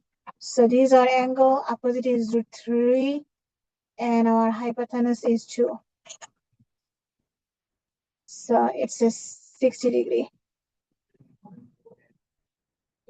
What's the missing side? 1. So we have tangent of 60 degree.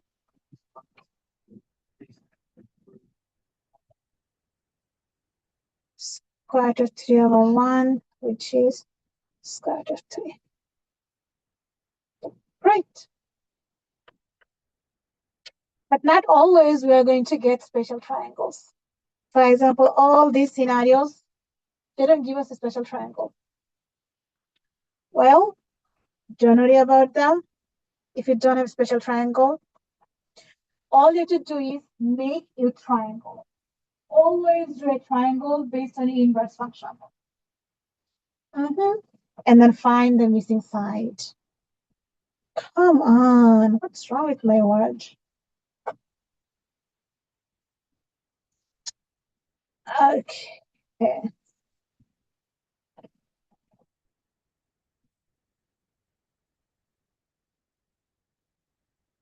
So we have arc sine. So our range is on the fourth and first quadrant. And we have a negative sign. So in which quadrant our sign is negative? Fourth. So we are going to draw a triangle in quadrant 4. Sine is opposite of our hypotenuse, you already know. So from this angle, our opposite is -1 because hypotenuse is always positive. Hypotenuse must be 6. That means our adjacent is missing. How do you find this adjacent? Square root of 6 square minus 1 square. 36 minus 1 square root of 35. So basically, you subtract the hypotenuse square minus your length square. So this side is square root of 35 and it's positive because on the positive x-axis. Now for this angle, what is tangent? So what will be the answer? How much is our opposite? -1. And how much is our adjacent? Square root of 35. That's it. We don't even have to find the angle. The angle doesn't matter. Would it rationalize? For the exam, we don't have to. But for website, for homework, probably you do. But I don't care about the rationalizing. It's fine. And in the final exam, if you don't see the answer on the denominator, rationalize. For example, if you do rationalize, you're going to multiply numerator and denominator by square root of 35. So negative square root of 35 over 35. For in-class exam, I'm happy with this. For final exam, look at the multiple choices. Whatever you see. One of them you definitely see. So now, is it bad? Of course not, right? This is much simpler than the other method, the other composition. Okay, now try the next one.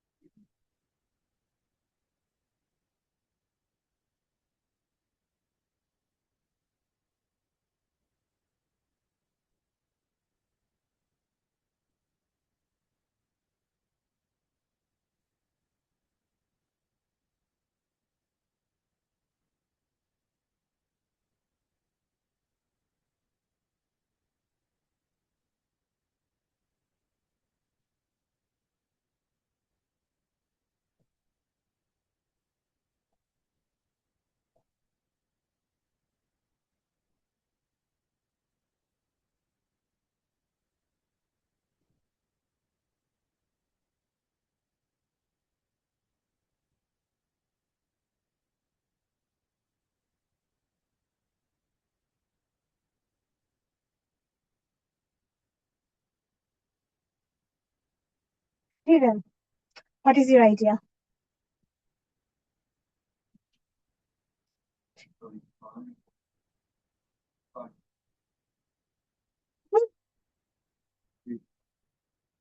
Quadrant 1 or quadrant 2? Cosine is negative. Remember, everything is positive in first quadrant. Quadrant 2. So you have a triangle. Then give me the level of the triangle.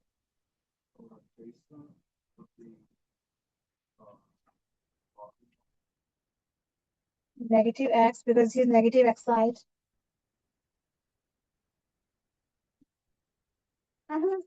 Hypotenuse is C. So for cosine, this is adjacent and this is hypotenuse. Now find the missing side. Oh, sorry.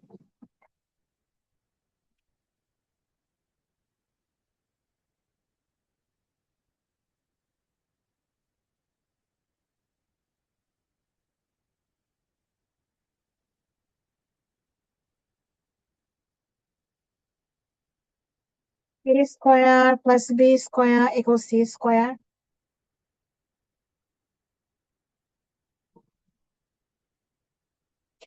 Negative x square plus b square equals 9.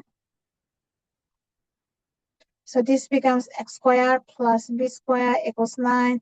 So b square is 9 minus x square. Then what is b?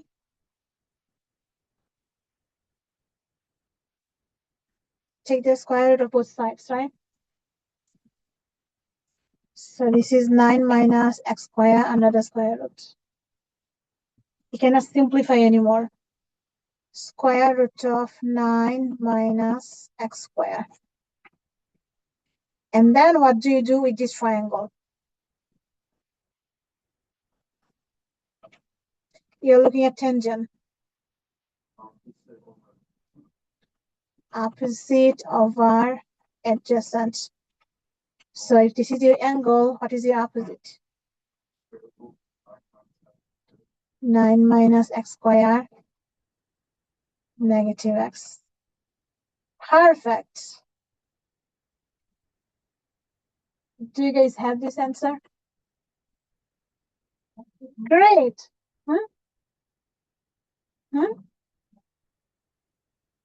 Yeah, it doesn't matter. It goes in the front. Okay, the next one.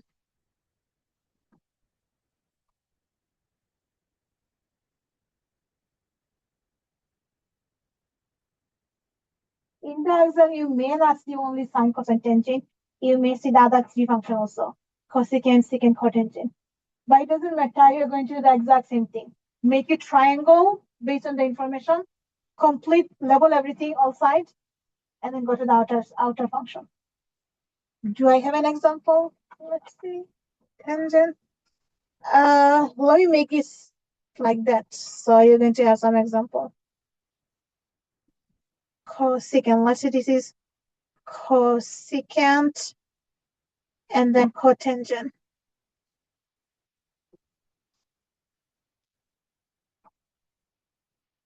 Cotangent.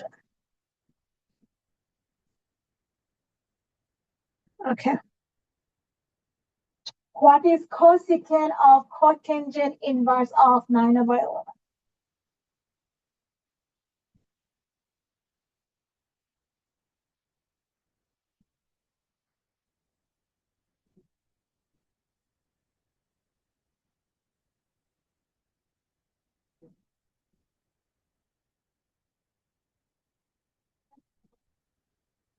I changed it to this one.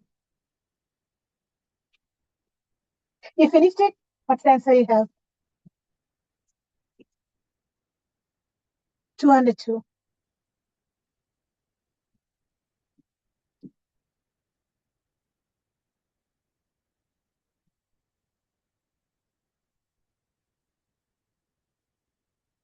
See, you got it, Fabia.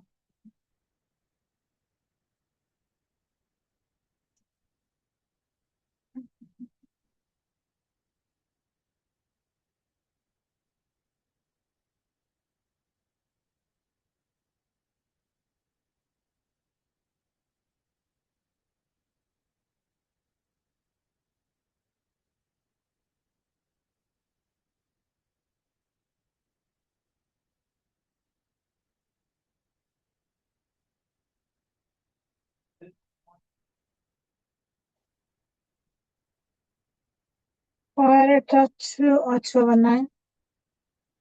Okay, let's see. What is your idea? What did you do first?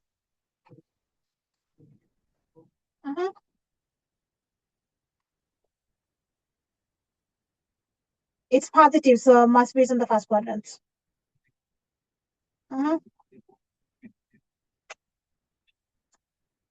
Adjacent over opposite. So adjacent is here, opposite is here.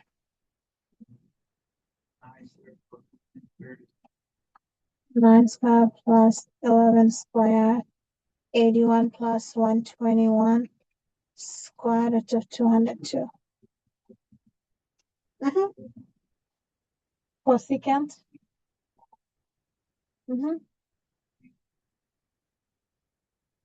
Or in terms of triangle, sine is opposite of our hypotenuse.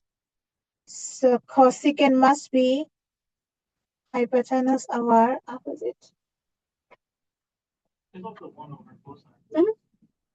So what's the shortcut? Hypotenuse of our opposite. So hypotenuse is square root of 202. Our opposite 11. How'd you get 9?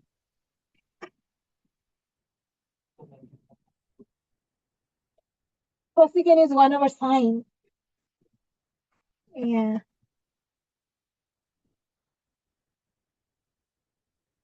So let me fix this answer.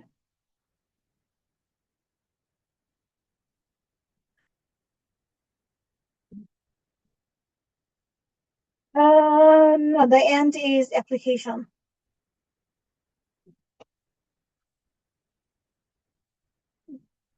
Divided by 11. Okay, any question from anyone? So in the exam, you're going to see both scenarios. In the final exam, usually they give this scenario. Right.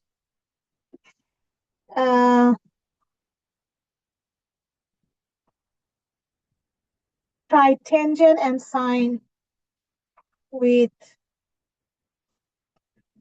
this 9 and 11.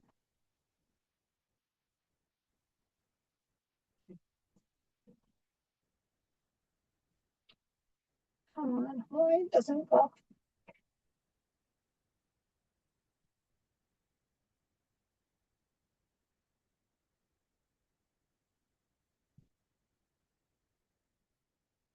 Okay.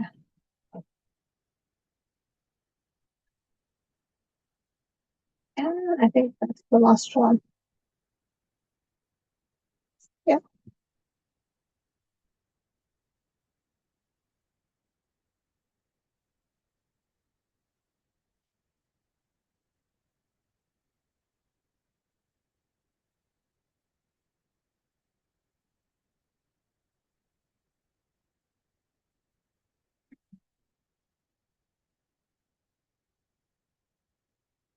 And then let's do one more with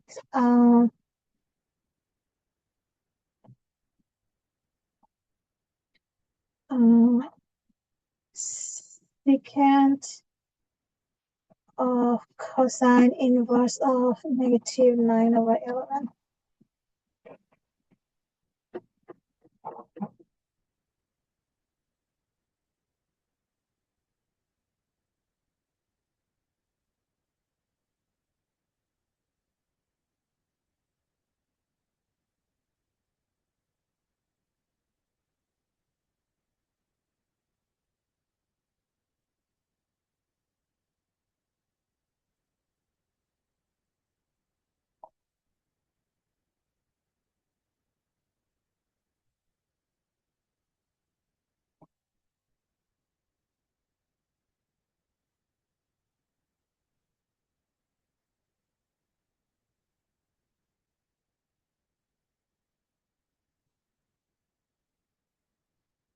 Would you like to go, Gabriella?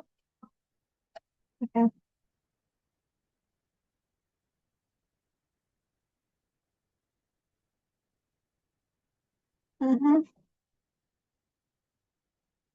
Last quadrant.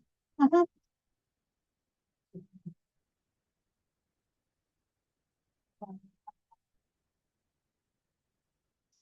Mm-hmm. Mm-hmm.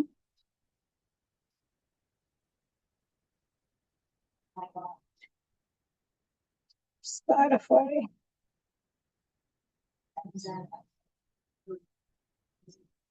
Mm-hmm.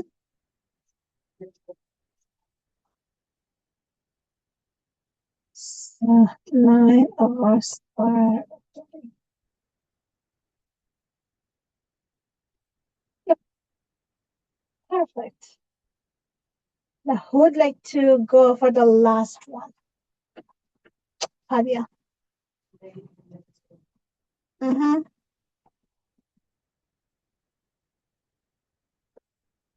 Did it work? Okay. Mm-hmm. But it worked. Yeah, sine and cosine, secant and cosine, the inverse of one another. So it actually works. But let's say if it wasn't secant, then what would be the steps? On which quadrant? On which quadrant? Second quadrant, because cosine is negative here.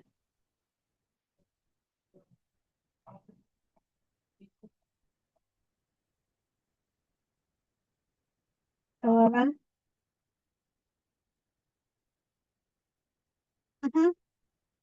No, you need the missing piece.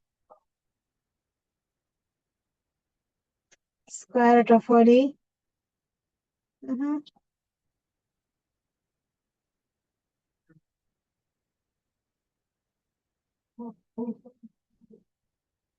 11 square is 121. 9 square is 81. So when you subtract, yeah, but it's negative 9 square. Negative 9 square is positive 81. So if you have to get the side, you're going to subtract that adjacent side from the hypotenuse. So 11 square minus 9 square is 40, right? So square root of 40. And then for secant, it's hypotenuse over adjacent. So answer is 11 over negative 9. So since they are reciprocal of one another, it worked. But if I tell you tangent, what do we get from tangent? Cosecant inverse of negative 9 over 11.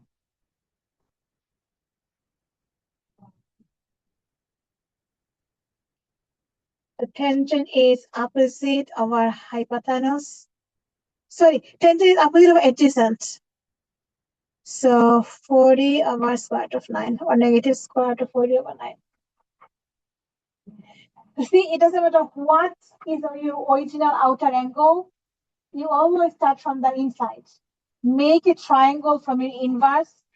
Complete the 3 sides of a triangle. And then just go to the outer level, the outer side.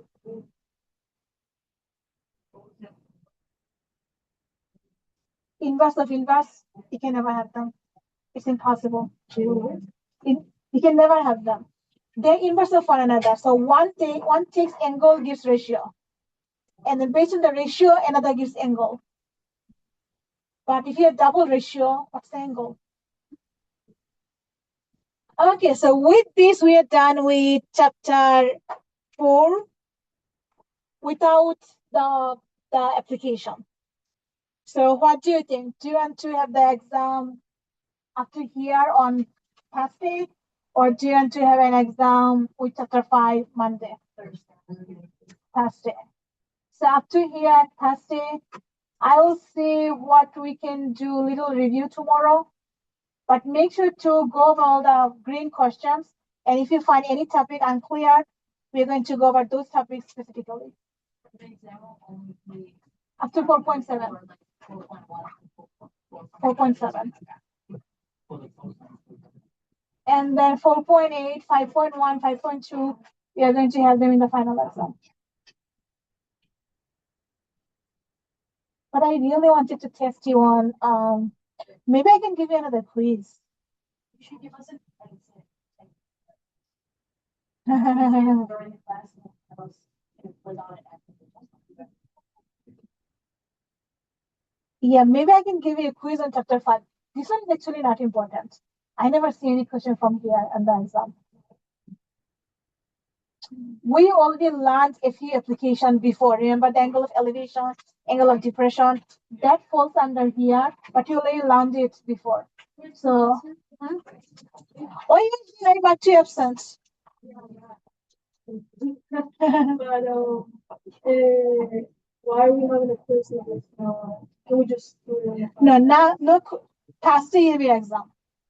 And exam is from 4.1 to 4.7.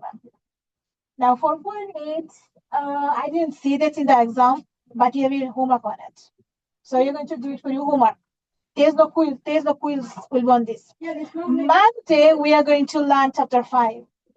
And I want to give you a quiz on chapter 5 because there are a few questions very important for the final exam. Quiz on Thursday. Exam on Thursday. From 4.1 to 4.7. Tuesday. Next week, Tuesday, after I teach you chapter 5, I want to give you a quiz. And then final. Final is on Thursday. I know. So if I give you a quiz on Tuesday, I have to return it on Wednesday. Yeah. Or maybe I cannot give you a quiz and you can just learn it by yourself. Yeah, it's a great idea. Yeah, then I don't have to grade you. Yeah, it's exactly. Yeah. But if you didn't do well in the past 2 quizzes, that could be a good one to make it up. Yeah. Yeah, because from the movie, you don't have time for movie. Last day was the final. After the final, yes, sure, no. I mean, I know it's a math and why that says you have to give us. Tuesday, Wednesday.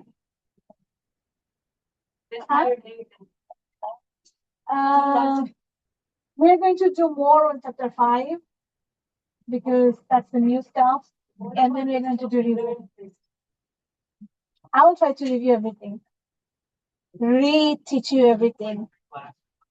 Yeah, 2 classes actually, because Monday we're going to learn 4.8 and 5.12. Will we be able to? Huh? Tomorrow review. All review. Thursday is your exam. Monday we are going to start from 4.8. I'm not going to do many questions, only a couple. The important is chapter 5, or maybe I can leave chapter 4.8 later and start 5.1 Monday. Later. I mean, after I'm done with chapter 5, because 5 is important. So we are going to do chapter 5 on Monday. And then if we have time, we're going to do 4.8 Monday. Otherwise, on Tuesday, I'm going to give you 4.8. Oh, man, they need homework. I set all the deadline Monday midnight. Or maybe I'll give you a little 4.8 tomorrow. So about the weekend, you can do, after your exam, you can at least do your 4.8 homework. I will change the date for 5. So yes, tomorrow we're going to do a little review and 4.8. But 4.8 will not be in the exam. Okay. So, please do homework. Oh, before you go, let me show you a calculator. I posted this calculator on Brightspace. You can play with that. And with this calculator, you can figure out where you are standing right now or how much you need in your future assignments. Okay, so I noticed a few of you didn't do any homework or did only a couple homework. Trust me, the homework is really important. So let's say you didn't do much homework, you got only tiny piece, 30% of whatever you're supposed to do. And then let's say your quiz score wasn't also good. Let's say 50, you got one. And let's say 40, you got another one. And let's say you also failed the first exam. Let's say you got 45. And then you have exam 2. As you see how hard Trig is, so maybe you're not too hopeful. Maybe you got, if you study harder, you get 70. But with this score, it feels like you're not doing great in this class. So I would assume 35. If, nah. In the final exam, you have to get 50 to pass. Unfortunately, you're 49, you failed. So now let's see what happens if you concentrate on the homework. If you do all the homework, you get 100. 56, not passing yet. 60 is passing. Okay, since you still have time for exam 2, so let's say you're determined and you got little bit more 40. You're very close to passing. 60. Yeah. So you need no carving. So you can do a little bit more, just a little bit more. Let's say you got 45. See, very close. 59.6, 59.5. Close. Quiz 2 is already over. So I'm not hopeful about quiz 2. Yeah. It wasn't good. For everyone? Most of you. Like I graded to third, it wasn't so good. So quiz 2 is already over. You can do anything. But if I give you quiz 3, maybe you can improve. But let's see if you improve little bit more. Really hard, and on the final, you get an 85. That is a possible. 70, C minus. See? Ace the final, you pass the class. Even with failing grade, as long as you have high homework score. So even if you fail the 2 quiz, generally, you still have a chance with your homework and your final exam and your third exam. So if you really want to pass, trust me, guys, you have to do all the homework. I don't mind opening them again if you want to do them. So I can open all the homework again, but you have to do all the homework. There is AI, right? So even if you don't understand anything, you can still get 100%. I can do them if you do them, and I can open them if you do them. Yeah, you can open them, no problem, as long as you do. I'll be happy. Okay, so see, even if you failed everything, you still have a chance. So you have to take that chance. I'm giving you that chance. I can open the homework for you. Get 100% in the homework. Oh, yeah. If you get like 5 bucks here and there, This is the worst case scenario. Okay, what about you guys don't care. And this doesn't count. I didn't count the attendance this semester. Usually in spring and fall I do, but he's only 5 weeks. So I didn't count. But yeah, see, you still have a chance. The second exam, final, and your homework. So if you get another quiz, what would that close was with that just maybe? I'll take the highest of these 3. Not 3, like you have 2, highest 2. Yeah, but then I have to grade it, and you see I don't grade fast.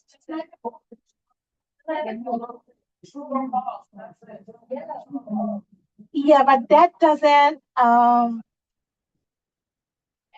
doesn't tell me about your knowledge. The main purpose behind exam and quiz is measuring your knowledge. Like, quiz corrections. It's on me. Like I have to grade anyway. It's too much. Huh? Quiz due tomorrow. I'm gonna give it back tomorrow. Okay, so the bottom line of this calculator is that do your homework with 100%. Even if you pass or fail, it doesn't matter. Do your homework with 100%. If you're lucky, you can do it in the final and the next one, you pass. Even if you fail terribly in all three things, you still have a chance. Yeah. So you still have chapter 4 homework, do chapter 4 homework. Once you're done, I'm gonna open the rest after the exam. I didn't count anything, I just graded the points. What are gonna do? Another thing, can you post, all the files on right? Those are in, I mean, we cannot post the original actual final, but the sample was on Brightspace. They're all, okay, thanks so much. I'll get them. Brightspace I like overgrading my paper. Like it says that homework 1 I got it very small. Homework 4 I did the whole thing. Yeah. I will not look at Brightspace. I will look at our website directly. I don't trust Brightspace. Okay, I'll get the I forgot this. I will do it after the exam on Thursday. I'll open everything. I'm sorry for being late. It's just That's why I'm like 2 absent. I was like, you're not here. And then suddenly you're here. I was like, no, it's because